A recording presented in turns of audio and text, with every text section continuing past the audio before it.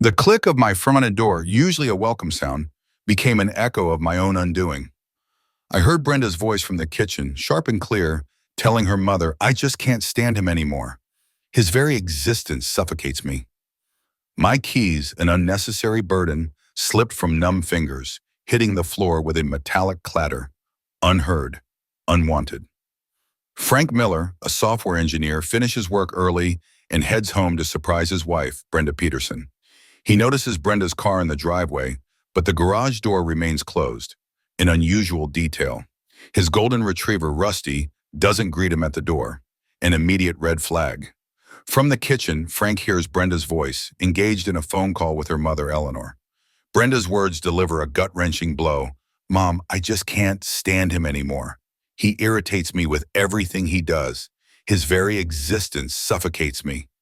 Frank's car keys slip from his grasp, hitting the hardwood floor, the sound muffled by the shock. Unaware of his presence, Brenda continues, detailing years of silent contempt, even finding his breathing irritating.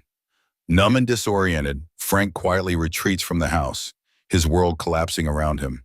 He gets into his car, hands trembling, the 8 years of his marriage replaying as a cruel deception. He drives aimlessly, eventually pulling into the desolate parking lot of the Blue Moon Motel. He secures a room, paying in cash, and intentionally ignores Brenda's desperate calls and messages.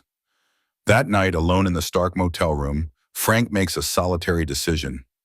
He needs to vanish for a while, granting Brenda the freedom she unknowingly yearned for. The project deadline had shifted, giving me an unexpected early release from the office. It was a Tuesday afternoon, still bright, a rare gift. I decided to make the most of it, picking up a bottle of Chardonnay, Brenda's favorite, and planning a quiet surprise. We rarely got these spontaneous moments. Brenda, my wife of 8 years, would be home, probably working in her garden or reading in the sunroom. The thought brought a small, private smile. I pulled my sedan into the driveway, noting Brenda's compact already parked, but the garage door was down. That was odd. She usually left it open if she was going to be in and out. The front door was unlocked, a habit we'd never broken. I pushed it open gently, expecting Rusty, our golden retriever, to bound down the hall, tail thumping, a happy bark filling the air. He didn't. The silence in the house was immediate, thick. A knot tightened in my stomach. Then I heard it, a low hum of voices from the kitchen. One was Brenda's, sharp and clear, edged with a weariness I hadn't recognized before. The other, distinct and familiar, belonged to her mother, Eleanor. They were on speakerphone, it seemed. I stood by the coat rack, still holding the bottle of wine, a quiet observer in my own home. I was about to announce my presence to surprise them when Brenda's next words hit me with the force of a physical blow. "Mom," she said, the name stretching out, heavy with a complaint, "I just can't stand him anymore. He irritates me with everything he does. His very existence suffocates me." The Chardonnay bottle felt impossibly heavy in my hand. My car keys, still clutched in my other palm, slipped. They hit the hardwood floor with a sharp metallic clatter. The sound echoed in the sudden ringing silence in my ears. Brenda didn't stop.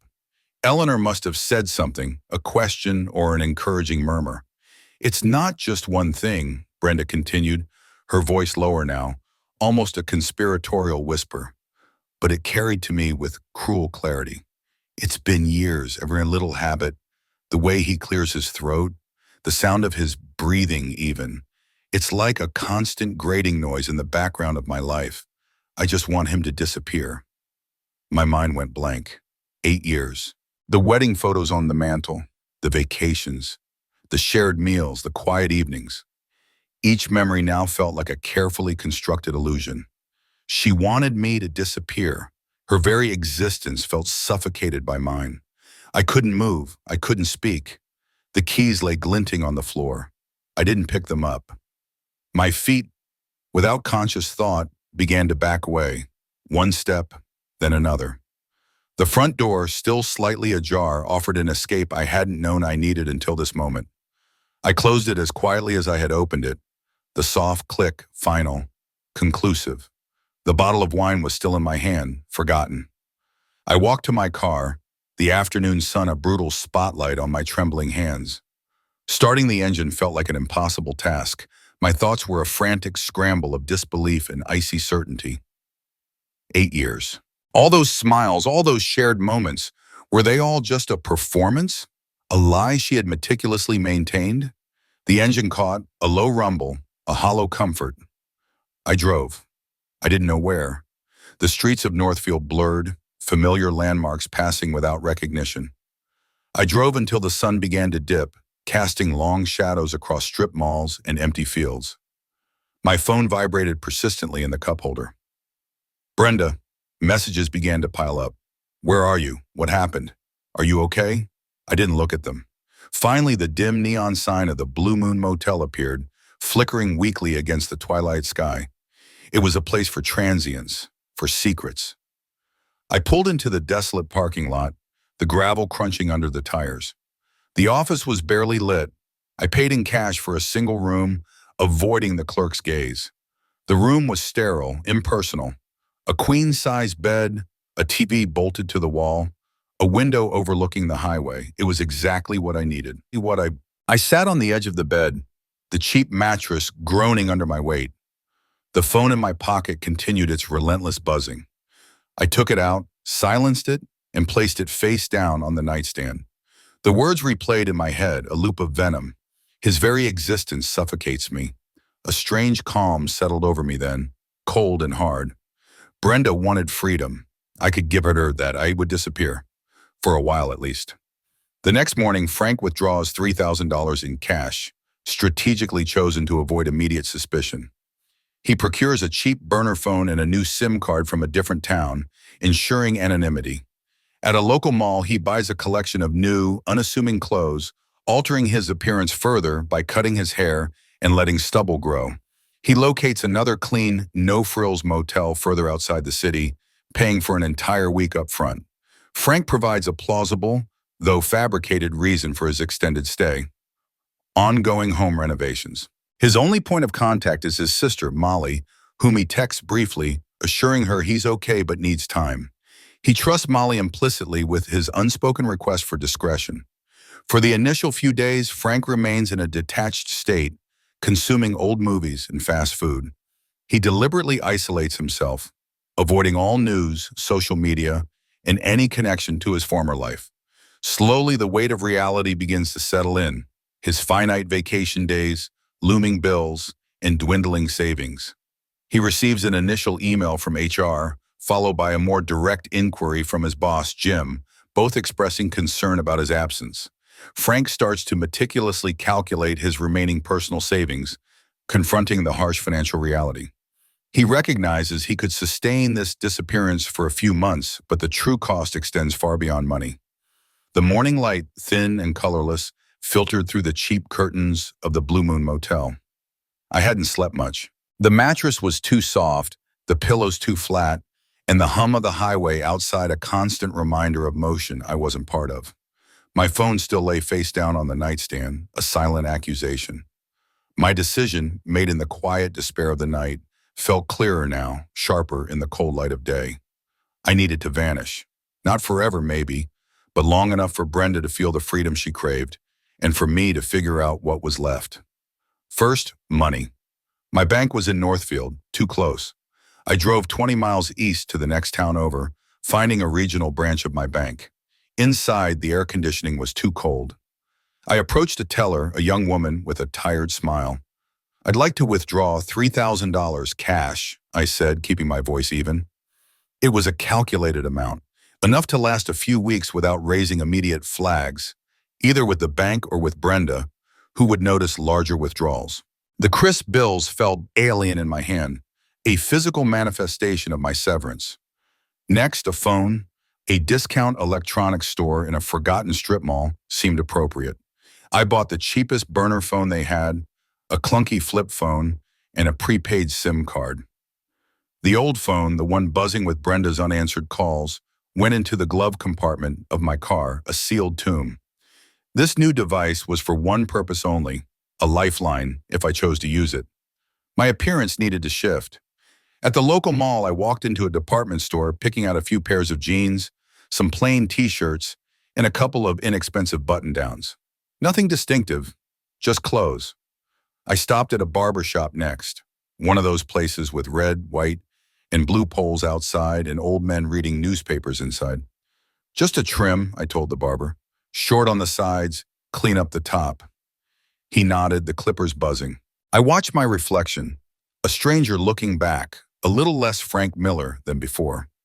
The stubble, which had started to grow yesterday, added another layer of anonymity. Another motel was necessary. The blue moon felt too temporary, too immediate to Northfield. I drove south for another hour, the landscape gradually shifting from suburban sprawl to more open fields, interrupted by small towns. I found a super saver inn, promising clean rooms and basic amenities. The desk clerk, a middle-aged woman with tired eyes, didn't ask many questions. Home renovations, I told her. My voice practiced. Needed a quiet place for a week.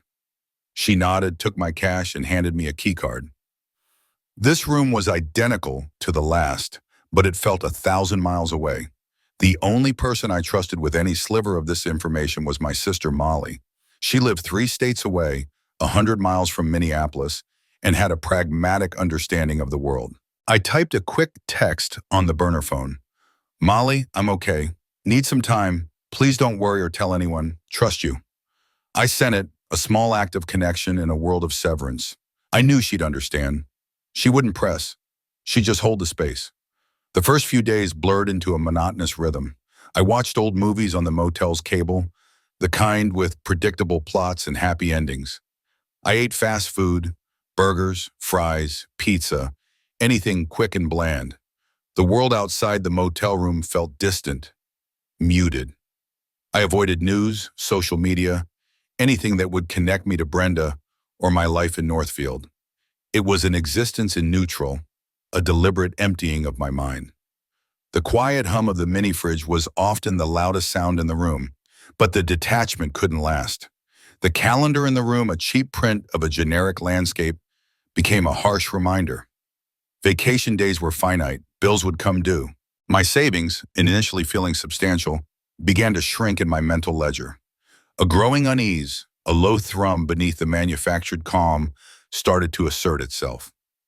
Then the emails began. First, a polite inquiry from HR, asking if I was all right, reminding me of protocol for extended leave. Then one from Jim, my boss. Frank, it read, the subject line simply, checking in. Jim was usually direct. Let me know you're okay, we're getting worried, call me.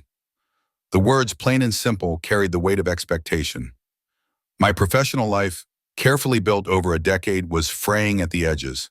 I had a good job, a reliable career. How long could I just vanish before it dissolved completely? I opened a spreadsheet on my laptop, the one I used for personal finances. I tracked my remaining personal savings, the money not tied up in joint accounts with Brenda. A few months maybe. 3, 4 at most, if I was frugal. But the cost wasn't just the depletion of funds. It was the cost of uncertainty, of burning bridges, of a life untethered. On his 4th day away, Frank stumbles upon a modest, unpretentious coffee shop near his motel. He begins a new routine, spending his mornings there, engrossed in books he'd long intended to read. He gradually forms a quiet rapport with the barista, Lily, a young woman with distinctive purple hair and tattoos. Lily seems to possess an intuitive understanding of Frank's need for anonymity, a silent agreement. You look like someone who's running from something, Lily states, a quiet observation. Frank's response is simple, direct. Maybe I'm running from myself. He begins to informally assist in the coffee shop during peak hours, finding a quiet purpose in the simple manual tasks. Earl, the coffee shop's owner, takes notice of Frank's consistent presence and understated competence. Earl extends an offer for part-time, cash-in-hand work, explicitly stating, no questions asked. Frank contemplates the stark, almost jarring contrast between this offer and his previous structured life. He accepts Earl's proposition, a deliberate step further into this unexpected, anonymous existence. Frank reflects on the swift and profound dissolution of his identity as a software engineer with a stable 401k. He recognizes how quickly that life transformed into one defined by an under-the-table job. The motel room, with its scent of stale disinfectant and recycled air, was starting to feel like a cage. On my fourth day of self-imposed exile, the quiet detachment had begun to wear thin. The old movies no longer offered much solace, and the fast food was starting to taste like cardboard. I needed to move, to see something beyond the highway and the flickering TV screen. I drove out of the motel parking lot, turning left instead of right, away from the direction of Northfield. A few miles down the road, tucked between a laundromat and a bait shop, I spotted it, a small, unassuming coffee shop called The Daily Grind. It looked lived in, unpretentious, with a hand-painted sign and mismatched chairs visible through the window. I pulled in. Inside, the air smelled of roasted beans and cinnamon. It was quiet, save for the low murmur of a jazz tune and the hiss of an espresso machine. I ordered a black coffee and found a corner table by the window, pulling out one of the books I'd bought, a thick novel I'd always meant to read. The ritual felt grounding. The barista was a young woman with bright purple hair and a scattering of small tattoos on her arms. Lily, her name tag read. She had a kind of calm efficiency about her, moving between the grinder and the counter with practiced ease. Over the next few mornings, I found myself returning to the same corner table, the same book. Sometimes, when the shop was quiet, Lily would lean against the counter, cleaning the drip tray, and we'd exchange a few words. Nothing personal, just observations about the weather or the morning rush. One morning, as I was nursing my second cup, she looked at me directly, her eyes sharp despite their weariness. "You look like someone who's running from something," she said, her voice low, almost an observation to herself. I paused, the warmth of the mug in my hands. It wasn't an accusation, just a simple statement. "Maybe," I replied, looking out the window at the passing cars. "Maybe I'm running from myself." She just nodded slowly, a knowing look on her face, and turned to wipe down the counter. She didn't press. And for some reason, that simple acknowledgement made the heavy weight I carried feel a little lighter. As the days turned into a week, I started doing little things around the shop. When a rush hit and Lily was swamped, I'd instinctively grab a rag and wipe down empty tables or clear dirty mugs. She'd give me a grateful nod, and it felt good to be useful, to have a purpose that wasn't tied to lines of code or corporate meetings. The simple, physical tasks were a welcome contrast to the abstract problem-solving of my old life. One afternoon, a man with a graying beard and kind eyes, who I'd seen around the shop, sat down at my table. He introduced himself as Earl, the owner. "You've been helping Lily out," he said, his voice a low rumble. "I've noticed. You're good with people, quiet, but you get things done." I shrugged, a little uncomfortable with the attention. "Just trying to be helpful." Earl leaned forward, resting his elbows on the table. "Look, Frank, is it?" I nodded. "I could use an extra hand. Part-time, cash, no questions asked." He paused, letting the last three words hang in the air. He knew, or at least he had a good idea. He was offering a lifeline, one that came with no strings, no background checks, no traceable income. The contrast with my old life was stark, almost absurd. Just a week ago, I was a software engineer making a six-figure salary with a full benefits package and a comfortable 401k. Now I was being offered under-the-table work in a small-town coffee shop, washing dishes and wiping tables. It was a complete dismantling of everything I had been. Yet the thought of it brought a strange sense of relief. It was honest work, tangible work. It was simple. "I'll take it," I said, looking at Earl. My voice felt steady, almost resolute. Earl smiled, a genuine, crinkly smile. "Good. Start tomorrow morning, 6 o'clock. Lily will show you the ropes." As I walked back to my motel, the evening air cool on my face, I thought about the swiftness of it all. One moment I was charting a career path, planning for retirement. The next, my world had collapsed, leaving me to pick up the pieces in the most unexpected way. My identity as a software engineer, a husband, a homeowner, had dissolved, replaced by a ghost in a small town, working for cash in a coffee shop. It felt both terrifying and liberating. On the 7th day of his disappearance, Molly sends Frank a link to a local news report. The screen shows Brenda, tearful and red-eyed, clutching Frank's photograph, publicly pleading for his return. Brenda professes her enduring love for Frank on television, claiming ignorance of his disappearance and expressing a desire to reconcile. Frank is profoundly shocked by Brenda's dramatic performance, finding it a stark contradiction to her earlier private confession. Molly follows up with screenshots of Brenda's Instagram posts, which are now filled with affectionate captions and old photos of them, conveying deep anguish. "What the hell is going on?" Frank texts Molly, demanding an explanation for Brenda's contradictory behavior. Molly responds, suggesting Brenda is either a skilled actress or genuinely distraught, leaving Frank to ponder the truth. Molly also informs him of Brenda's frequent visits to their parents' house, highlighting the distress she's causing them. A potent wave of guilt washes over Frank as he realizes the heavy burden placed on his elderly parents, particularly his father's delicate heart condition. Frank decides to call his parents, first reassuring his mother, Eleanor, and then his gruff father that he is alive but requires more time. His father, clearly distressed, chastises Frank for the worry, the police reports, and the embarrassing public spectacle. His father's words reveal the true, far-reaching impact of Frank's sudden disappearance on their entire family.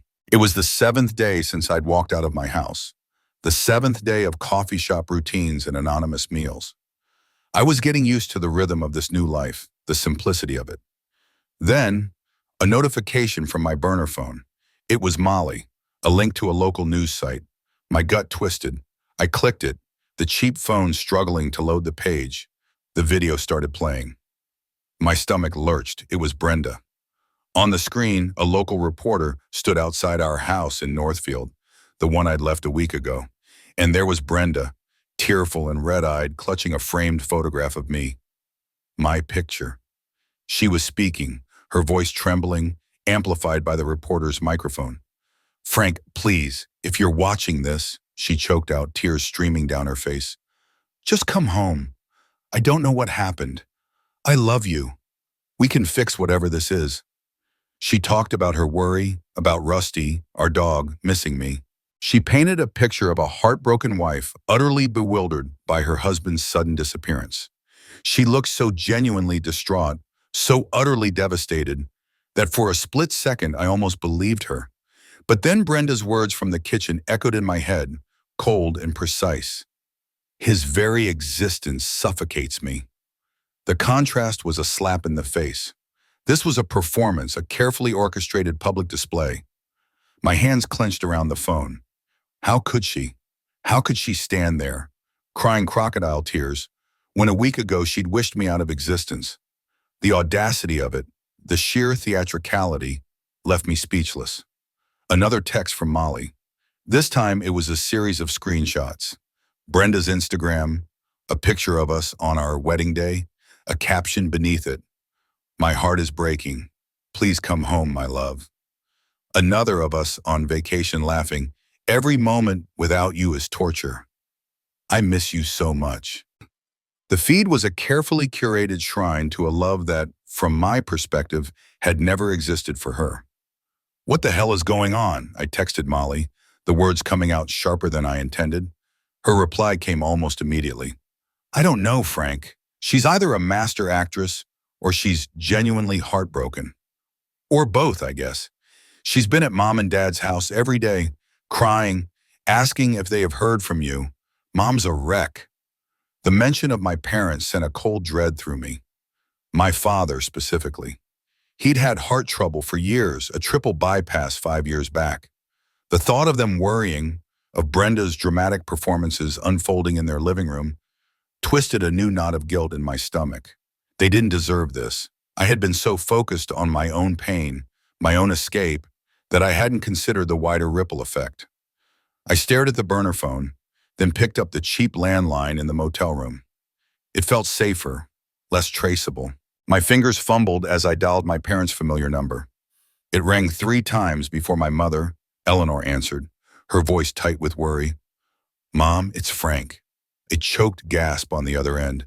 "Frank, oh, thank God. We've been so worried. Are you all right? Where are you?" Her voice was thick with unshed tears. "I'm fine, Mom. I'm okay. I needed some time. I know this is hard, but I'm safe. Tell Dad I'm okay too." I heard her put the phone down, then a muffled conversation. A moment later, my father's gruff voice came on the line, sharp with a mixture of relief and anger. Frank Miller, what in God's name do you think you're doing? Your mother's been beside herself. The police have been here. Brenda's been carrying on like a banshee on TV. You scared us half to death, son. His voice, usually calm and measured, was strained. The anger in his tone was laced with genuine fear, a raw emotion I hadn't heard from him since I was a teenager. Dad, I'm sorry, I said, the words feeling utterly inadequate. I didn't mean to cause all this. I had to leave. Leave? He scoffed, a harsh sound. You disappeared. We thought something terrible had happened. There were police reports, son. Police reports. And now this public spectacle. You need to come home, Frank. Whatever it is, you can't just vanish like this. He was right, in his own way. The magnitude of my actions, the worry I'd caused, the public circus Brenda had orchestrated, it all crashed down on me. My disappearance had not been quiet. It had been loud, messy, and far-reaching. Frank arranges to meet Molly at a park located 2 hours away from their hometown. Upon seeing him, Molly embraces him tightly, then immediately delivers a frustrated punch to his shoulder. She voices her anger over the immense emotional toll his disappearance has taken on their family. Molly questions why he couldn't have simply informed their parents of his need for space. Frank, his voice still tinged with bitterness, recounts the devastating conversation he overheard regarding Brenda's true feelings. Molly struggles to reconcile Frank's account with Brenda's very public displays of grief, suggesting private conversations can be misleading. Frank adamantly asserts that Brenda's words were deeply sincere, emphasizing the harsh tone and context. Still conflicted, Molly presses Frank about his future plans, pointing out the impracticality of living indefinitely in a motel. She then hands him a local newspaper, where his face is conspicuously displayed on page 3. The article details his disappearance and highlights the reward his company has offered for information. Frank stares at the photo of his smiling face, his arm around Brenda, finding the whole situation increasingly surreal. He feels trapped, his profound private pain now brutally exposed as a public spectacle, the pressure intensifying. The park was nondescript, just a stretch of green lawn with a few tired oak trees and a swing set. It was 2 hours from Northfield, a neutral zone. I saw Molly waiting by a picnic table, her back to me. She was wearing a faded denim jacket, her shoulders hunched. When I called her name, she turned, her face a mixture of relief and raw anger. She launched herself at me, wrapping her arms around my neck in a tight hug that squeezed the air out of my lungs. Then, before I could fully register it, her fist connected with my shoulder, a sharp, stinging blow. You idiot, she hissed, pulling back, her eyes brimming with tears. Do you have any idea what you put Mom and Dad through? What we went through? I'm sorry, Molly, I said, rubbing my shoulder. It wasn't just physical pain, but the ache of seeing her distress. I didn't mean for any of this. Didn't mean for it? She shot back, her voice rising. You just vanished. Poof, gonipao. Couldn't you have just called Mom and Dad, told them you needed a break? You think this was easier? I took a deep breath, the taste of stale coffee still in my mouth. I heard her, Molly, before I left. I heard Brenda on the phone with Mom. She said she couldn't stand me. Said my very existence suffocated her. Said she wanted me to disappear. The words, even now, were like shards of glass in my throat. The bitterness was still there, a constant hum beneath the surface. Molly stared at me, her anger slowly deflating, replaced by a look of disbelief. No, she whispered. Brenda wouldn't say that. Not really. She was probably just venting to Mom. You know how women talk to their mothers. They say stupid things they don't mean. She meant it, I insisted, the memory chillingly vivid. The way she said it, the tone. It wasn't a casual complaint, Molly. It was cold. Final. I described the quiet intensity, the feeling of absolute dismissal. It was the truth, coming out in a way she never would have said to my face. Molly ran a hand through her hair, her brow furrowed. She was trying to reconcile the tearful Brenda on the news with the venomous Brenda I described. It was a tough sell. I don't know, Frank, she finally said, her voice softer, but still full of doubt. It's just, it's hard to imagine her saying that and then seeing her so distraught. She paused, then looked at me with renewed urgency. So what now? You can't live in a motel forever. Your job, they're starting to ask questions. She reached into her oversized purse and pulled out a folded newspaper, pushing it across the picnic table toward me.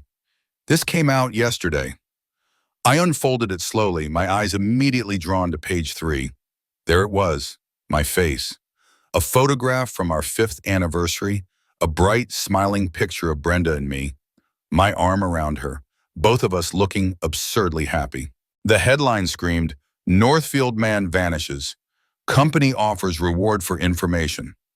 Below it, a short article detailing my disappearance, my job at the software firm, Brenda's public pleas, my life, my private agony, laid bare for public consumption. I stared at the smiling face in the photo, a stranger in a past life. It felt like an out-of-body experience, looking at my own tragedy framed for public scrutiny. My pain, the quiet, corrosive betrayal, was now a headline. I felt a profound sense of exposure, of being cornered. The anonymity I had sought, the quiet disappearance, had been obliterated. The pressure, already building, suddenly became immense. This unexpected turn from private despair to public spectacle really makes you wonder about the true cost of choices and how they unfold.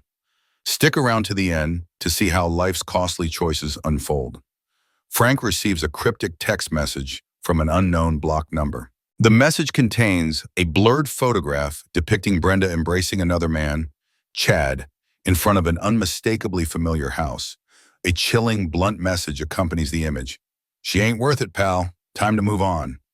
Frank's world violently shifts again as he processes the grainy but undeniable image of Brenda and Chad. He immediately understands the deeper betrayal, far beyond mere emotional disdain, realizing Brenda's public grief was a smokescreen. Her tearful performances and Instagram posts were a manipulative ploy to conceal her affair and explain his absence. Frank promptly forwards the damning photo to Molly, who, after a moment of stunned silence, attempts to deny its implications. Molly suggests the figures in the blurred image could be anyone, unwilling to accept the harsh reality. However, Frank recognizes Brenda's distinctive winter coat and Chad's unmistakable build from prior, fleeting observations. He informs Molly of his resolute decision to return, not to reconcile, but to confirm his suspicions and expose the truth. Molly, sensing his quiet determination, urges him to proceed with extreme caution, knowing his calm exterior often masked unwavering resolve. Frank immediately begins a meticulous investigation into Chad, utilizing faint background details from the photograph. He methodically uncovers Chad's identity and his various connections, driven by a cold, unwavering focus. The newspaper article, with my smiling face and Brenda's feigned sorrow, lay crumpled on the picnic table. My public life, or what was left of it, was falling apart. Molly had driven off, still worried, still skeptical about Brenda's true nature, but acknowledging that I couldn't just keep running. I was sitting there, nursing a cold cup of coffee, when my burner phone buzzed again. An unknown number. Blocked. I hesitated, then answered it. No one spoke. A moment later, a text came through, not a call. It was a picture, blurred, grainy, clearly taken from a distance, or perhaps quickly. My thumb zoomed in. My heart dropped, a cold, sickening lurch. It was Brenda. Her distinctive red winter coat was unmistakable, and next to her, embracing her, was a man. Tall, broad-shouldered, Chad. I'd only seen him briefly, a passing figure in the neighborhood, a contractor working on a house a few blocks down. They were standing in front of that house, the one he'd been renovating. Below the photo, a single, brutal line of text. "She ain't worth it, pal. Time to move on." My world didn't just tilt, it imploded. The emotional disdain, the suffocation, the desire for me to disappear, it all clicked into place with a horrifying clarity. It wasn't just that she didn't love me, it was that she loved someone else.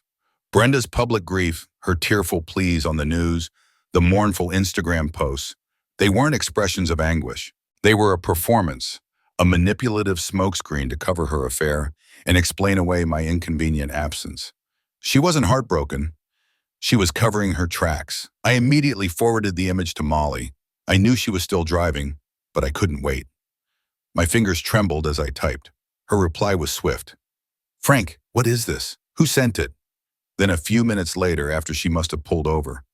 "It's so blurry. Are you sure? It could be anyone, Frank. People look alike from a distance." "It's her, Molly," I typed back, my certainty absolute. "It's her coat. And that's Chad. I've seen him before. He was working down the street." Her denial, though expected, felt like a fresh betrayal. Even Molly, who usually saw things clearly, couldn't quite grasp the depths of Brenda's deception. But I could. It was right there, raw and undeniable. My quiet departure, my attempt to give her the freedom she seemed to want, had only served her purpose. I had made it easier for her to hide her indiscretion. The thought burned. No longer was I running. No longer was we hiding. A cold, hard resolve settled over me. I wasn't going back to Northfield to return to her. I was going back to confirm what I now knew and to expose the truth. "I'm going back," I texted Molly. "Frank, no," she replied, a string of exclamation points conveying her panic. "Don't do anything stupid. Be careful, please." She knew me. My quiet demeanor often hid a steely resolve. When I made up my mind, it was made. "I will," I replied, but the word felt like a lie. Caution was not what I felt. I felt a righteous, simmering rage. I packed my small bag, paid for the extra days at the motel, and started the drive back toward Northfield. But first I pulled into a gas station. I took out my laptop, connecting to the spotty Wi-Fi.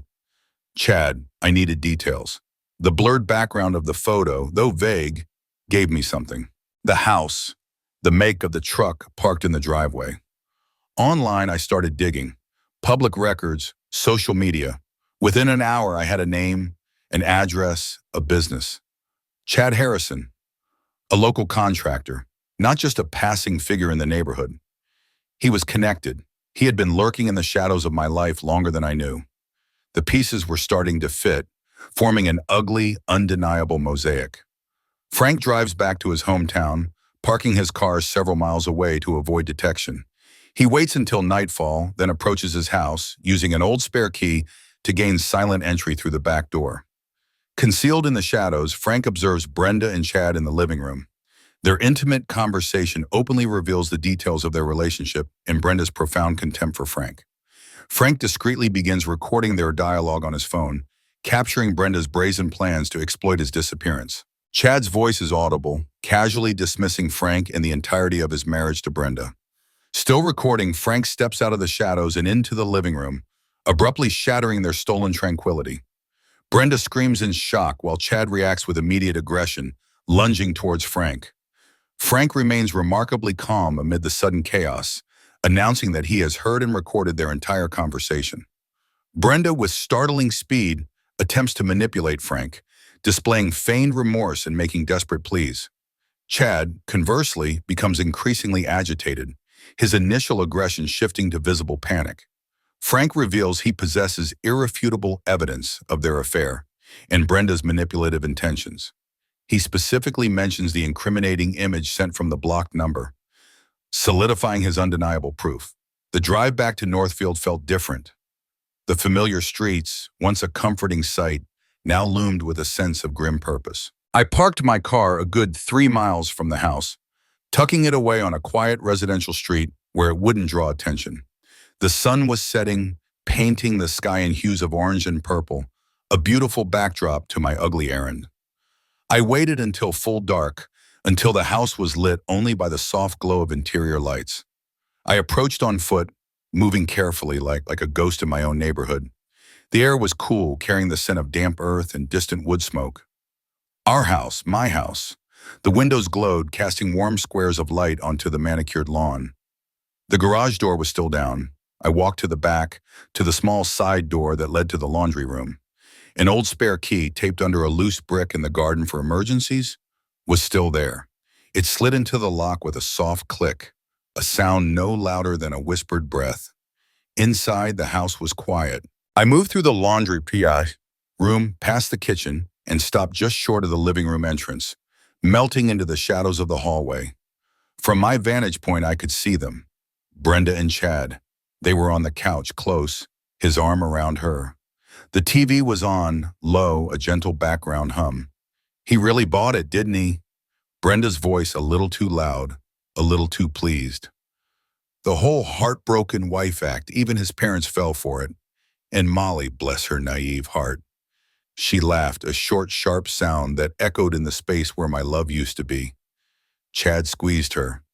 Like I said, Brenda, good riddance. He was holding you back. Always so predictable. Predictable, she scoffed, pulling away slightly to look at him, her eyes bright and suffocating. Honestly, the way he breathed, I thought I'd lose my mind. This is so much better. Now we just wait for the divorce to go through, and with him gone, I'll have a much stronger claim to the house. The company reward money won't hurt either. My blood ran cold, the sheer calculation, the cold-blooded planning. My disappearance wasn't just convenient, it was being actively leveraged. I fumbled for my burner phone, pressing record. The red light glowed, small and insistent, capturing every word. So you think he's really gone for good? Chad asked, his tone casual, almost bored. Who cares? Brenda said, shrugging. He's out of my hair. This is our chance, Chad. Everything we wanted. The phone in my hand felt heavy, filled with their damning words. It was enough, more than enough. I stepped out of the shadows into the soft glow of the living room.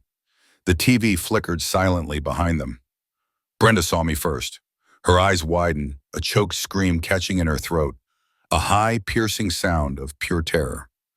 Chad, startled, jerked his head up, his casual posture instantly replaced by aggression. He lunged, a sudden, animalistic motion, his eyes blazing with a mix of fury and panic. I stood my ground, my feet planted, the phone still recording. I heard everything, I said, my voice flat, devoid of emotion, cutting through Brenda's gasps and Chad's snarling. Every single word. Chad froze mid-lunge, his arm still outstretched. Brenda, recovering from her initial shock, quickly shifted gears. Her face crumpled, tears springing to her eyes, a performance already in progress. Frank, oh Frank, darling, I can explain. It's not what it looks like. We were just talking. I was so worried about you. Her voice, so recently filled with contempt, was now laced with feigned remorse, dripping with pleas. Chad, however, didn't buy into her act. His face was pale, his agitation growing. He knew. I raised the phone, the small red light still blinking. You can save the theatrics, Brenda. I have it all recorded, and this isn't the first piece of evidence I've gotten either. That picture, sent from a blocked number? Your little secret isn't a secret anymore. The color drained from her face. Her performance faltered. The truth, ugly and undeniable, hung heavy in the air. Frank quietly retreats from the house, leaving Brenda and Chad stunned and embroiled in a heated argument. He sends the damning recorded conversation and the incriminating photo to the local police department. Additionally, Frank provides an anonymous tip regarding Chad's past questionable business dealings and Brenda's fraudulent insurance claim concerning his accidental disappearance. He also alerts his former company anonymously about Chad's unethical practices, hinting at a potential scandal. News of Chad's ensuing legal troubles and Brenda's public disgrace swiftly disseminates throughout their small town. Frank, now truly free from the crushing weight of deception, observes from a distance as their carefully constructed lives unravel. Brenda's meticulously crafted public narrative, a facade of a grieving wife, publicly collapses. He returns to his quiet, reclusive life at Earl's coffee shop, discovering a genuine sense of peace. This peace is found in honest, tangible work, in the simple, uncomplicated companionship of Lily and Earl. Frank formally initiates divorce proceedings, presenting his irrefutable evidence, ensuring a swift and equitable separation of assets. He carefully reconnects with Molly, sharing the full, unvarnished truth of Brenda's betrayal. Slowly, he begins the process of mending fences and rebuilding trust with his immensely relieved parents. Frank fully embraces his new life, no longer defined by the trauma of betrayal. Instead, he finds himself shaped by quiet resilience and the profound promise of a future built on genuine, authentic foundations. I turned and walked away from the house, leaving Brenda's terrified screams and Chad's furious shouts echoing in the living room behind me. The back door clicked shut, not with the quiet finality of my departure a week ago, but with a harsh echo of their shattered world. I didn't look back. There was nothing left to see. The cold, hard truth was out, and I had what I needed. My car was still miles away. The long walk through the quiet, darkened streets was a time for processing, for the simmering anger to cool into a resolute purpose. As soon as I reached my car, I pulled out my burner phone. The recording of Brenda and Chad's conversation was clear, damning. I sent it, along with the blurred photo from the blocked number, to the police department's anonymous tip line. I didn't stop there. I added a brief, carefully worded anonymous tip about Chad Harrison's past business dealings, a few questionable contracts I'd unearthed during my research, and a mention of Brenda's recent inquiry into the accidental disappearance clause on my life insurance policy. It was a detail Molly had unwittingly provided when she expressed concern about Brenda's financial stability. Let them connect the dots. Then a separate, more targeted anonymous email went to my former company's HR department. A discreet warning about Chad Harrison's professional ethics, subtly implicating him in a potential scandal related to a software contract he was bidding on. Another detail I'd found. My old life might be gone, but I still knew how the system worked. News travels fast in small towns, especially when it involves public figures like Brenda Peterson, the grieving wife from the local news, and a prominent local contractor. The anonymous tips, combined with my sudden reappearance and the inevitable police investigation, ignited a wildfire.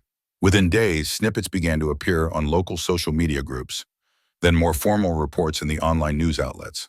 Chad Harrison was facing legal troubles regarding some past contracts, and Brenda's carefully constructed narrative of the heartbroken, bewildered wife collapsed under the weight of her exposed affair and the very real implications of the insurance fraud inquiry. I watched it unfold from a distance, detached, almost clinical. The public disgrace, the frantic backtracking, the arguments that surely erupted between Brenda and Chad. It was all a spectacle I had set in motion, and I felt nothing but a quiet sense of justice. She had wanted me to disappear. Now her own life was disappearing, piece by piece. Back at Earl's coffee shop, the smell of roasted beans and the quiet hum of the espresso machine were now a comfort, a daily rhythm that grounded me. Lily still wore her purple hair, still gave me those knowing looks, but now there was a different kind of understanding in her eyes. Earl, with his gruff kindness, offered steady, honest work. It wasn't the life I'd planned, but it was a life of my own making, free from the weight of deception. It was real. The divorce filing was clean, precise. My evidence left little room for argument. Brenda's lawyers tried to fight, but the recording, the photo, and the police investigation into the insurance claim quickly dismantled any leverage she had. The settlement was equitable, fair, and swift. I wanted nothing more than to sever ties cleanly. I reconnected with Molly first, calling her from my new burner phone, explaining everything, playing the recording. She listened in stunned silence, then cried not for Brenda, but for the years of deceit. Then cautiously I called my parents. This time I spoke directly, calmly. I told them the ugly truth, sparing no detail. My mother wept, but my father, after a long silence, simply said, "You did what you had to do, son. We're just glad you're safe." It was enough. The fences, though battered, slowly began to mend. My old life was gone, shattered beyond repair. But from the wreckage, a new one was emerging. I was no longer Frank Miller, the suffocated husband, the invisible man. I was just Frank, a man who found peace in the quiet hum of a coffee grinder, in the simple truth of honest work, and in the promise of a future built on genuine foundations. The quiet hum of the coffee shop, the scent of fresh grounds, became the rhythm of my days. Brenda and Chad faced their consequences. The town, small as it was, ensured their stories were told, reshaped by leaked truths and legal filings. I didn't seek out the details, but they reached me, fragments picked up from customer chatter or a headline glimpsed in a discarded paper. Brenda's public image, so carefully crafted, had dissolved, leaving behind a stark reality of her own making. My own life, once a predictable path, now moved at a different pace.